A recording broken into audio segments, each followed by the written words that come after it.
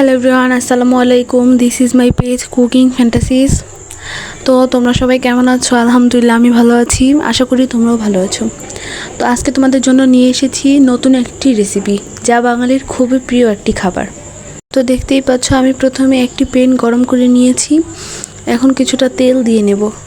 তেল কিছুটা গরম হয়ে আসলে এখানে আমি পেঁয়াজ কুচিগুলো দিয়ে নেব। পেঁয়াজ কুচিগুলো কিছুক্ষণ ভেজে নিতে হবে। আমি সাথে একটি তেজপাতাও ছিঁড়ে দিয়ে দিয়েছি। তেজপাতা দেওয়ার কারণে ফ্লেভার ভালো আসবে। তো এভরিওয়ান, কিছুক্ষণ নেড়ে চেড়ে ভেজে নিতে হবে। ভাজা ভাজা হয়ে আসলে এখানে আমি আদা রসুন জিরা পেস্ট দিয়ে নেব। তোমরা তোমাদের পরিমাণ মতো দিয়ে নেবে। আবারও কিছুক্ষণ নেড়ে চেড়ে ভেজে নিয়েছি। তো বন্ধুরা, আলুর দম কিন্তু সব কিছুর সাথেই খাওয়া যায়। রুটি, লুচি সব কিছুর সাথে এটা খুব বেশি ভালো লাগে। আমি কিন্তু প্রায় সময় এভাবে রান্না করে থাকি। এমনকি এটা রান্না করার পর আমার বাসার সবাই খুব পছন্দ করে এটা খায়। তোমরাও বাসায় ট্রাই করতে পারো। তো বন্ধুরা দেখতেই পাচ্ছ, এখানে আমি হলুদ গুঁড়ো দিয়ে নিলাম। এখানে আমি মরিচ গুঁড়ো দিয়ে নিলাম। মরিচ গুঁড়োটা আমি একটু বেশি করেই দিয়ে নিচ্ছি, তোমরা তোমাদের পরিমাণ মতো দিয়ে নেবে। আলুর দম একটু ঝাল ঝাল না হলে ভালো লাগে না, আলুর দম একটু ঝাল হলেই বেশি ভালো লাগে। এখানে আমি পরিমাণ মতো লবণ দিয়ে নিলাম। আবারও কিছুক্ষণ নেড়ে চেড়ে পানি দিয়ে নেব।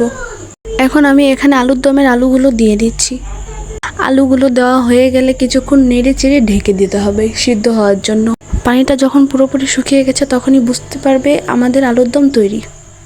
আলুর দমের সাথে রুটি না হলে কি ভালো লাগে বলেন তো এভরিওয়ান? তাই আমি অফ ক্যামেরায় রুটি বানিয়ে নিয়েছি। রুটিগুলো ভেজে নিচ্ছি নাস্তার জন্য। তো এভরিওয়ান, ভিডিওটি কেমন লেগেছে অবশ্যই লাইক, কমেন্ট, শেয়ার করে জানিয়ে দেবেন। ধন্যবাদ।